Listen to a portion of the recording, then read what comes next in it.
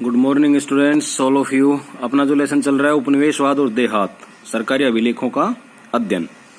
तो इसमें हमने पिछले पार्ट में पढ़ा था कि जो फर्मिंगर की जो 5वीं रिपोर्ट थी वो क्या थी, किस प्रकार से उसको हम सरकारी रिपोर्ट माने, और 5वीं जो रिपोर्ट थी उसके उत्तरदायी कारण क्या थे, यानी क्या ऐसा रीजन था, ये सब हमने पढ़ा था। आज हम पढ़ेंगे भाई 5वीं रिपोर्ट क्या निष्पक्ष थी या नहीं थी, उसके बारे में आज हम अध्ययन करेंगे। जैसा कि ऊपर बताया गया है कि यह रिपोर्ट साक्ष्यों की दृष्टि से काफी समृद्ध थी। 18वीं सदी के अंतिम दशकों में यह बंगाल की कंपनी सत्ता के संबंध में जानकारी का महत्वपूर्ण आधार भी रही। यानी ये जो रिपोर्ट थी, ये अगर साक्ष्य या सबूत देखें तो उसके हिसाब से काफी समृद्ध, काफी विस्तृत थी। और 18वीं सदी का जो अंतिम दशक है उसमें जो बंगाल की जो कंपनी है उसका सत्ता से क्या संबंध था, यानी सत्ता का मतलब ईस्ट इंडिया कंपनी, इन दोनों का आपस में क्या संबंध था, इसका महत्वपूर्ण आधार था इसमें। इस आधार पर यह समझा जाता रहा कि बड़े स्तर पर बंगाल में परंपरागत जमींदार बर्बाद हो गए थे, उनकी जमींदारियां नीलाम हो गई थी, इन पर देय राशि का बकाया सदैव बना रहता था। और जमीनों की नीलामी के बारे में इस रिपोर्ट में कहा गया है कि राजस्व समय पर प्राप्त नहीं किया जाता था तथा काफी हद तक जमीनें समय समय पर नीलामी पर बेचने के लिए रखी जाती थी। सन 1796 से 97 में बिक्री के लिए विज्ञापित जमीनों की निर्धारित देय 28,70,61 सिक्का रुपया थी। वह वास्तव में 17,90,416 रुपए में बेची गई और 14,18,756 रुपए की राशि जुम्मा के रूप में प्राप्त हुई। सन 1797-98 में बेचने के लिए विज्ञापित जमीन की निर्धारित राशि को क्या बोलते हैं?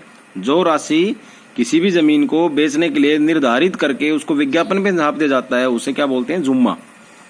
यानी 26,66,191 सिक्का थी, परंतु जमीन की बिक्री 22,74,076 सिक्का रुपया में हुई और 21,47,580 सिक्का रुपया क्रय राशि प्राप्त हुई, यानी खरीदने के लिए जो राशि हुई थी वो प्राप्त हुई। ऐसे तथ्यों से प्राप्त यही निष्कर्ष निकाला जाता है कि कभी भी सारी देय राशि का भुगतान नहीं होता था। बड़े स्तर पर जमीन नीलाम होती थी और इससे परंपरागत जमींदार बर्बाद हो गए थे। जैसा कि इसमें पहले बताया गया, बाकीदारों के कुछ लोग बंगाल में बहुत पुराने परिवारों में से थे। यह थे नदिया, राजशाही व बिशनपुर, बंगाल के जिले। ये तीन नदिया, राजशाही व बिशनपुर 3 जिले हैं ये अलग अलग बंगाल के। यहाँ के जो राजा थे, हर साल उनकी जागीरों के कुछ भाग की नीलामी से उनकी स्थिति बिगड़ गई और उन्हें गरीबी और बर्बादी का सामना करना पड़ा। और कुछ मामलों में तो सार्वजनिक निर्धारण की राशि यथावत बनाए रखने के लिए राजस्व अधिकारियों को भी काफी कठिनाइयां झेलनी पड़ी। अर्थात राजस्व अधिकारी जानबूझकर सार्वजनिक निर्धारण की राशि यथावत बनाए रखने ताकि नीलामी की कार्रवाई हर वर्ष चलती रहे, ऐसे निष्कर्ष निकाले गए। परंतु ऐसे सारे निष्कर्ष ठीक नहीं थे। शोधकर्ताओं ने 5वीं रिपोर्ट के अतिरिक्त समकालीन बंगाल के जमींदारों के अभिलेखागारों तथा कलेक्टर कार्यालयों के अन्य अभिलेखों का गहन और सावधानीपूर्वक अध्ययन करके निम्नलिखित निष्कर्ष निकाले। अब देखो, इसमें ये है, ये पूरा पैराग्राफ हमने पढ़ा है, इसमें यही है कि जो 5वीं जो रिपोर्ट थी क्या वो निष्पक्ष थी। इसमें ये बताया गया है कि जब जो भी राजाओं के पास या जमींदारों के पास जो जमींदारी थी या जो उनकी जमीनें थी, जब वो राजस्व नहीं चुका पा रहे थे, तो जब उनकी जो विज्ञापन से जो विज्ञापित राशि होती थी, जैसे एग्जाम्पल के तौर के ऊपर यहाँ पे एक विज्ञापन निर्धारित देय राशि थी 28,70,061, लेकिन वास्तव में ये कितने में बिकी? 17,90,416 रुपए में। ये बीच में जो 11 लाख रुपए का था, ये क्या हुआ था? घपला हुआ था या फिर भ्रष्टाचार हुआ था। यहाँ पे विज्ञापित राशि तो इतने में थी और वास्तव में बिकी वो कम में। क्यों कम में बिकी? क्योंकि उसको कोई बाहर से खरीदार आते नहीं थे और जो जमींदार होता था वो अपने लोगों को वहां खड़े कर देता था और उसको सस्ते में बिकवा लेता था।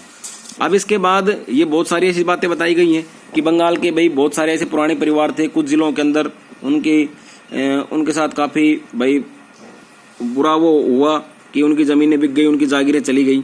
तो ये उन जितने भी जो शोधकर्ताएं हैं उन्होंने जब सारी इसका जब विवरण और विवेचन किया तो उन्होंने कुछ निष्कर्ष निकाले थे कि भाई ये रिपोर्ट एक्चुअल में निष्पक्ष थी भी या नहीं थी। तो उसमें दिए गए हैं कुछ पॉइंट्स। तो इसका पहला पॉइंट्स क्या है? यह रिपोर्ट निष्पक्ष नहीं थी। जो प्रवर समिति के सदस्य इस रिपोर्ट को तैयार करने वाले थे, उनका प्रमुख उद्देश्य कंपनी के कुप्रशासन की आलोचना करना था।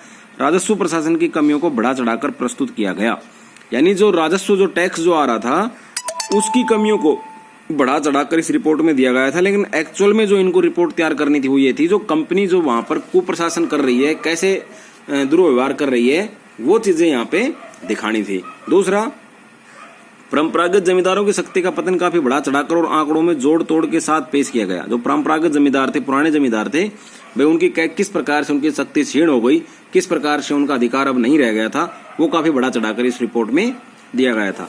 तीसरा, इससे जमींदारों द्वारा जमीनें गंवाने की बर्बादी का उल्लेख भी अतिशयोक्तिपूर्ण है।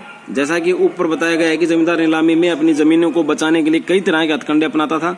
अतः जितना रिपोर्ट में बताया गया है जमींदार उतने विस्थापित नहीं हुए, यानी इन्होंने बढ़ा चढ़ाकर बताया गया था भी बहुत सारे जो जमींदार हैं वो छोड़ दिए या उनको राजस्व नहीं चुका पाए, वो जा रहे हैं, वो बर्बाद हो रहे हैं। तो ये चीजें जो बढ़ा चढ़ा करके इन्होंने बताई थी। अब आता है अगला जो अध्ययन है,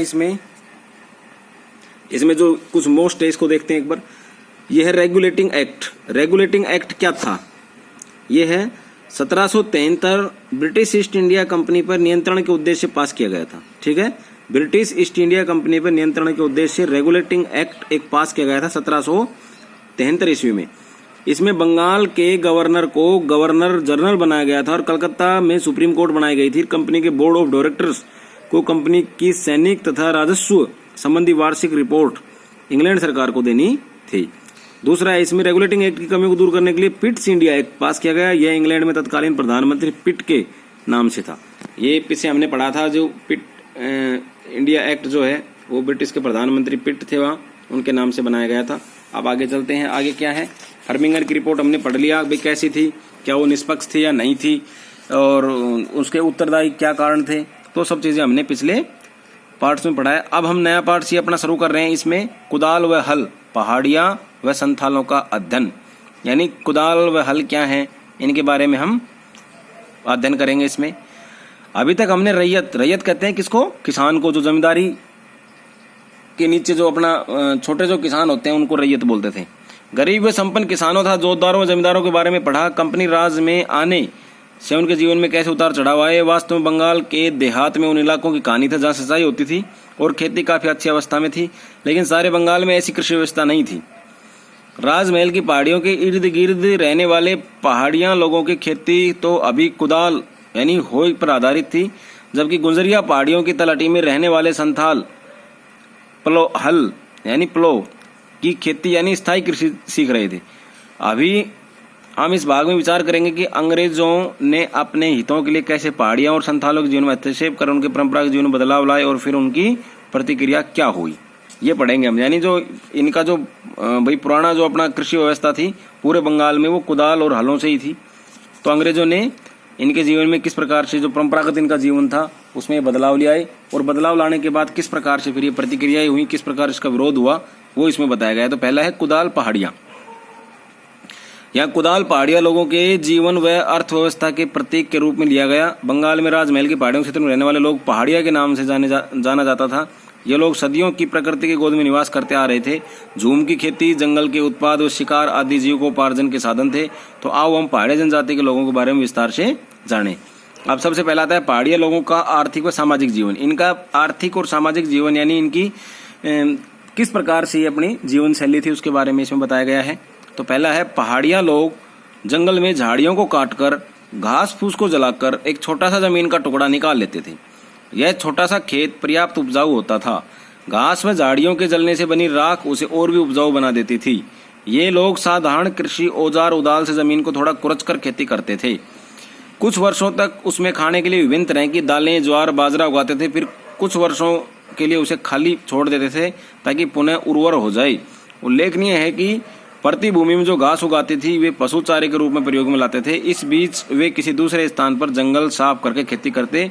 ऐसी खेती को स्थानांतरण खेती अथवा झूम की खेती कहा जाता है।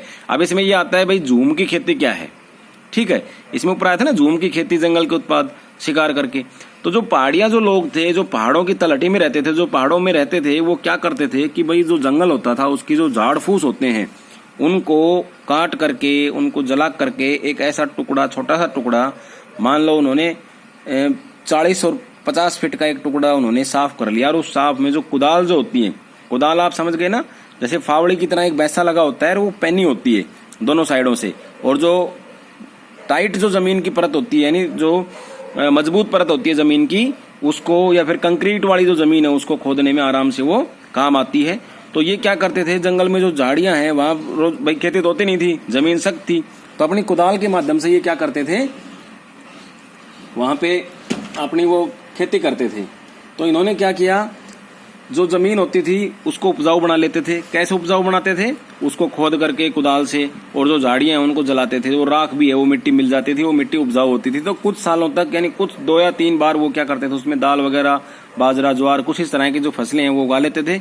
उसके बाद जब वो उर्वरक कम हो गई, उसमें कम पैदा होने लग जाती थी, तो उसको 2-3 साल के लिए वो छोड़ देते थे, दूसरी जगह जा करके वो स्थानांतरण खेती जैसे कर कहते हैं ना भाई, दूसरी जगह जाकर के वापस टुकड़ा साफ कर लेते थे और वापस से खेती करके वो वहां पे खाते थे। तब तक उसमें फिर वो अनुपजाऊ होती है, तब तक जो पुरानी जमीन है उनकी वापस से वो उपजाऊ हो जाती थी। इस तरह से ये कुदाल जो पहाड़िया जो लोग हैं इनका आर्थिक व सामाजिक जीवन है। इसमें आगे क्या है, कृषि के अतिरिक्त शिकार व जंगल के उत्पाद पहाड़ियां लोगों की आजीविका के साधन थे। ये काठ, कोयला बनाने के लिए जंगल से लकड़ियां एकत्रित करते थे और खाने के लिए महुआ नामक पौधे के फूल एकत्रित करते थे। जंगल से रेशम के कीड़े के कोया एवं राल को एकत्रित करते थे, यानी वो अपने शिकार करने के लिए जंगल में जो भाई काठ कोयला इकट्ठा कर लेते थे, उन पे वो अपना पकाते थे। महुआ का एक पौधा, उसका फूल एकत्रित करके वो खाते थे। ठीक है, इसके अलावा वे रेशम के कीड़ों से कोया और राल निकाल करके बेचते थे, उनसे कुछ पैसा मिलता था इनको। फिर इन व्यवसायों के कारण पहाड़िया लोगों के जीवन प्रकृति से घनिष्ठ तौर पर जुड़ा हुआ था। निजी भूमि अथवा व्यक्तिगत मलकियत की अवधारणा उनमें नहीं थी। वे क्षेत्र के जंगल व भूमि को अपना समझते थे। वे इमली के पेड़ों के झुरमटों में घास फूस की अपनी झोपड़ियां बनाते थे। वे आम के पेड़ों की ठंडी छांव में दिन भर आराम करते थे और इनसे सामाजिक जीवन के मुखिया की महत्वपूर्ण भूमिका थी। ये लोग विभिन्न सामाजिक समूहों में संगठित थे। प्रत्येक समूह का अपना मुखिया व जिसकी आज्ञा का पालन समूह के सभी सदस्य करते थे। मुखिया अपने समूह के उत्पन्न झगड़ों का निपटारा करके शक्ति स्थापित करता था। समूह से बाहरी लोगों के साथ लड़ाई और मुखिया समूह के लोगों का नेतृत्व करता था। यानी ये क्या करते थे कि अपना एक मुखिया बना लेते थे और जो इमली के जो पेड़ है उनके झुरमटों में झोपड़ियां रहती थी, आम के पेड़ होते थे, वहां दिन भर अपना ये आराम करते थे। और इसके अलावा जो मुखिया होता था, इनके एक ग्रुप होता था, उनका ये काम मानते थे और उसके नेतृत्व में ये सारा काम करते थे। अब मैदानी लोगों के साथ संबंध, यानी पहाड़िया जो लोग हैं उनका मैदानी लोगों के साथ कैसा संबंध था। पहाड़ी जनजाति के लोग मैदानी क्षेत्रों में रहने वाले विशेषतः जमींदार, किसान, व्यापारी इत्यादि पर बराबर आक्रमण करते रहते थे। इन आक्रमणों के मुख्य निम्नलिखित कारण थे। अभाव व अकाल। सबसे पहला तो भाई एक तो अकाल पड़ता था, दूसरा उनके पास इतनी उपज की कोई जगह नहीं होती थी और वो बेचारे पूरा जीवन अपना ऐसे गुजर बसर करते थे। ठीक है, वो अभाव की जिंदगी जीते थे, इसलिए वो आक्रमण कर देते थे। प्राय आक्रमण पहाड़ी लोगों के अभाव अथवा अकाल की परिस्थितियों में जीवित रहने के लिए किए जाते थे। मैदानी भागों में जहाँ सिंचाई से खेती होती थी वहां लोग खाद्य सामग्री की लूटपाट करके ले जाते थे। यानी नीचे जो जमींदार लोग होते थे, जो किसान लोग होते थे मैदानी एरिया में, वो अपनी उपजाऊ जमीन से खेती बाड़ी करते थे। तो ये संगठित होकर एक समूह में इकट्ठा होकर के इन पे हमला बोल देते थे और उनकी जो उपज है, जो उनकी पैदा है, वो लूट कर ले जाते थे। क्योंकि इनको जीने के लिए इनको भी भोजन चाहिए होता था, तो कुछ तो इनको करना ही पड़ता था। जब तक इनसे मेहनत होती थी, मेहनत करते थे, जब लग रहा है कि भाई अब हमारे पास खाने के लिए कुछ बचा ही नहीं है, तो ये नीचे आकर के मैदानी एरियो में आकर के हमला करके और ये अपना ले जाते थे लूट के। अब अगला है इसका दूसरा टॉपिक, शक्ति प्रदर्शन। पहाड़ी जनजाति के लोग जब बाहरी लोगों पर आक्रमण करते थे तो उनमें से एक लक्ष्य शक्ति प्रदर्शन कर अपनी धाक जमाना भी रहता था। इस शक्ति प्रदर्शन का लाभ उन्हें आक्रमणों के बाद भी मिलता रहता था। यानी ये अपनी ताकत दिखाते थे कि हम कैसे तुम्हें लूट के ले जा सकते हैं। ठीक है, संगठित होकर के आते थे और इसका भाई अपना वापस इनको दोबारा से भी लाभ मिलता था। कभी वापस लूटने आएंगे तो वो लोग पहले ही छोड़ के भग जाते थे। फिर राजनीतिक संबंध।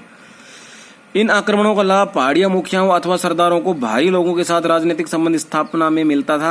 आक्रमणों से वे मैदानी जमींदारों व व्यापारियों में भय उत्पन्न करते थे। भयभीत हुए जमींदार बचाव के लिए मुखियाओं का नियमित सिराज भुगतान करते थे और इसी व्यापारियों से वह पथ कर वसूल करते थे। जो व्यापारी उन्हें यह कर देते थे, उनकी जान माल की सुरक्षा का आश्वासन दिया जाता था। इस प्रकार पहाड़िया और मैदानी लोगों के बीच कुछ संघर्ष और अल्पकालीन शांति संधियों के संबंध चलते आ रहे थे। यानी इन्होंने अपने राजनीतिक संबंध स्थापित कर लिए थे।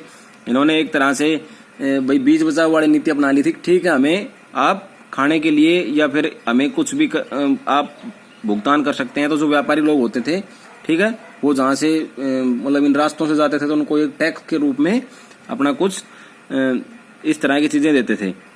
ठीक है, तो वो जो व्यापारी अपनी जान माल की सुरक्षा के आश्वासन के लिए पहाड़ी लोगों के बीच क्या करते थे, पथ कर वसूल कर लेते थे। ये पथ कर यानी रास्ते में जाने वाला टैक्स, जैसे अपन टोल टैक्स बोलते हैं। इस तरह से वहां पे उस समय तो ये सुविधाएं नहीं थी, लेकिन वो ये टैक्स वसूल करते थे कि हम यहाँ से आपको नहीं जाने देंगे। तो व्यापारी लोग हैं वो अपनी जान बचाने के लिए डर के मारे इनको वो देते थे। तो इस तरह से ये अल्पकालीन इनकी संधियां हो जाती थी। अब दूसरा था पहाड़ी क्षेत्रों में भारी लोगों का प्रसार। इसके लिए हम कल पढ़ेंगे